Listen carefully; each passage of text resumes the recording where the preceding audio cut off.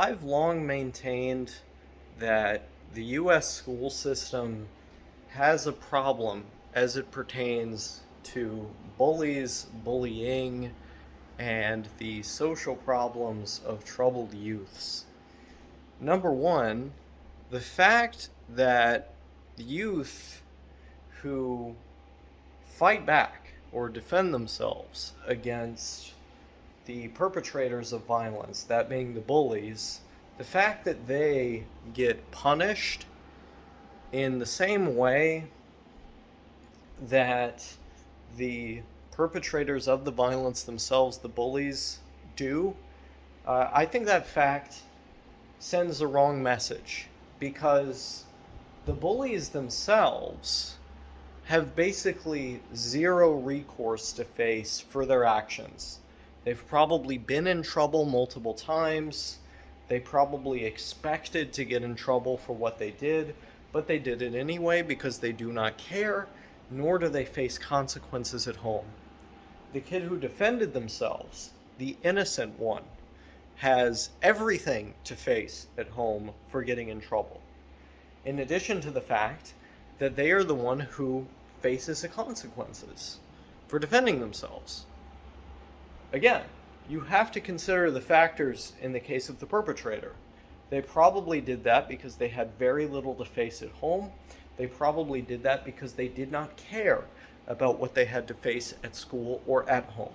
So again, who gets punished in the event of a bully hitting a fellow classmate or a fellow schoolgoer? It is the innocent. It is the one who has been struck. And this to me seems totally backwards. But I think it points to a broader problem that we have in this country as it pertains to violence. In that, our culture is slowly being captured by women. I think the feminine beliefs about society and how people ought to be organized, how people ought to conduct themselves, these are slowly infecting our broader cultural consciousness. And I think this is a problem. And I think it's one of the many factors leading to school shootings. To be fair, I think it's a lot of things. I think, quote unquote, toxic masculinity is one of them. That being a form of masculinity that presents itself in a toxic manner. So, for example, unwillingness to be open about one's emotions, unwillingness to show emotion, unwillingness to display emotional honesty and to work through one's grievances in a healthy and mature manner. These are all characteristics of toxic masculinity, or to put it in other terms, being macho, feeling as though you have to prove yourself to those around you, rather than resolving your differences like adults with words and compromises. I think that's bad as well on the other side of the coin. But at the same time, this radically feminine approach of treating all violence as though it's equal, I think, is also wrong. Now, I'm a Christian. You know, I do believe in turning the other cheek, so to say. And I do believe that violence is not the answer. But let's be real here. We live in a secular society. We live in a society where, because of this atheistic control of government, which should absolutely be ended, but that's a topic for later in the video, because of this, we have this problem where there is violence being perpetuated. Because there's not some sort of religious police to deal with a lot of these things. Because there is not some sort of order to instill in the people and to organize the people through. And so we live in this secular society where violence is simply going to be a reality. And what do you do in that kind of society? You treat violence as though it is a reality. And that defensive violence, you treat that as though it is not morally proportionate or morally the same as offensive violence. This is how we treat all other forms of violence. In criminal law, usually, depending on where you live, but in most places you could live in this country, that's how defensive violence is treated, as not proportional to offensive violence.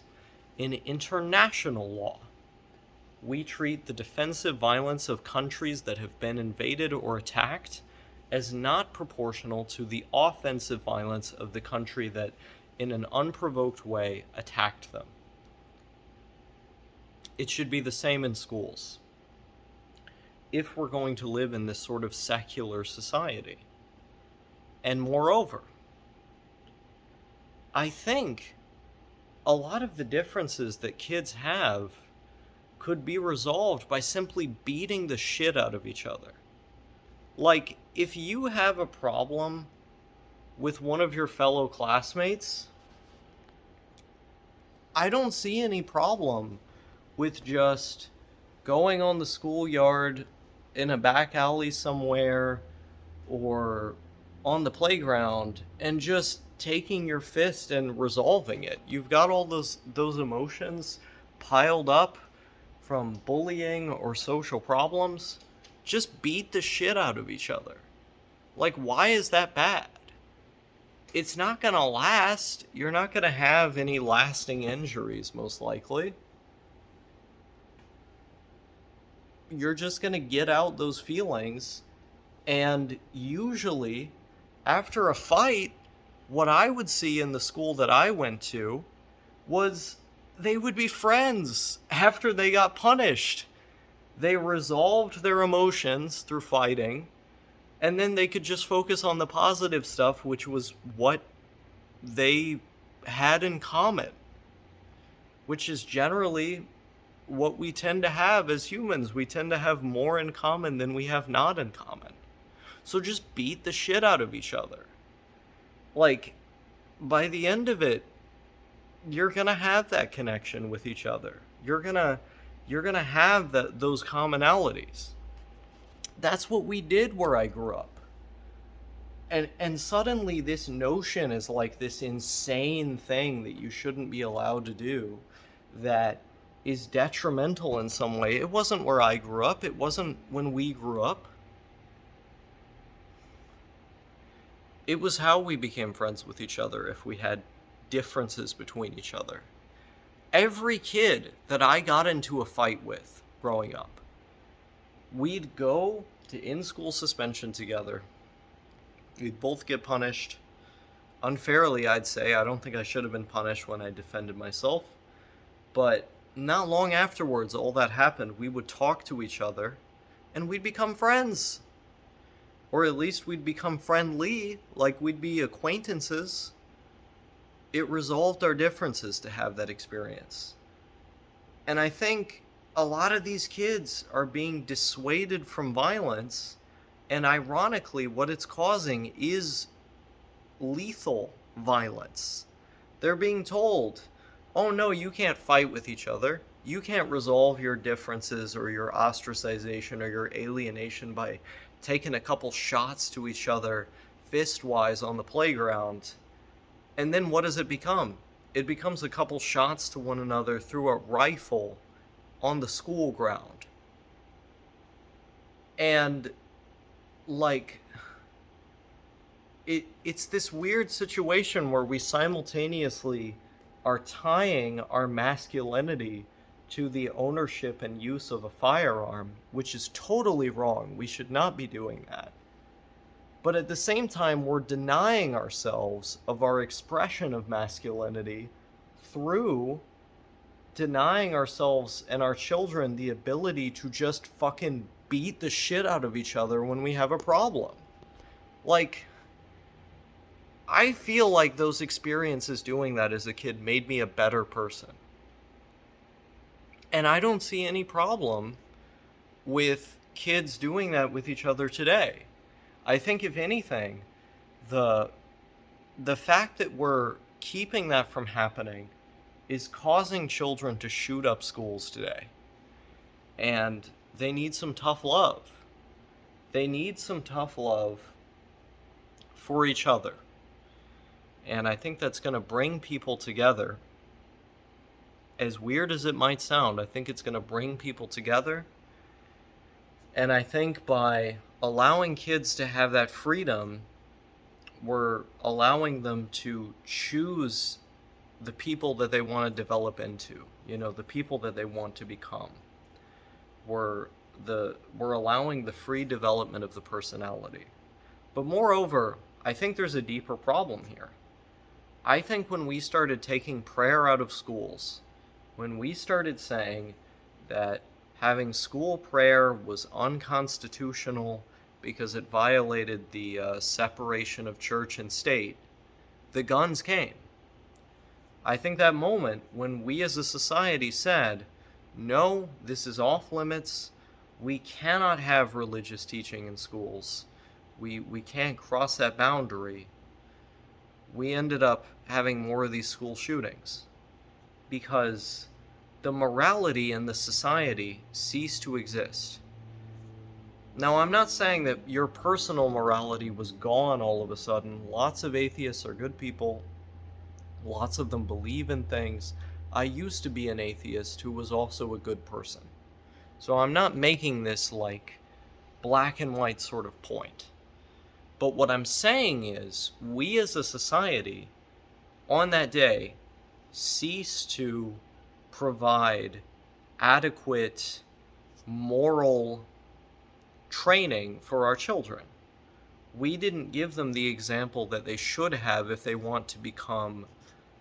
we want as many of them as possible to become good, reasonable, and kind adults. And I think that's a problem. I think not only should we have prayer in schools, but we should also have prayer in government. We should also have religious government. And that this would be the thing that would address many of our social ills today, where you see these people having zero meaning in their lives, and then they just decide to go to a school and shoot it up. They just decide that, morality means nothing, that there are no morals whatsoever, and I might as well kill any person I can on the way to the end, which is totally black and absolutely nothing. This is scary stuff. I mean, this is the ideology that we're teaching our people today, that we're teaching our children today. And I think they need some kind of moral training, even if they choose not to believe it at the end of the day. They should have the freedom to do that, but they need some kind of moral training to show them what right and wrong is, to give them some sort of guidance, to give them some sort of direction in life. And I think people 9 times out of 10 will choose that correct route. But it's about having it there in the first place. And I think that's an aspect that is missing from our country today.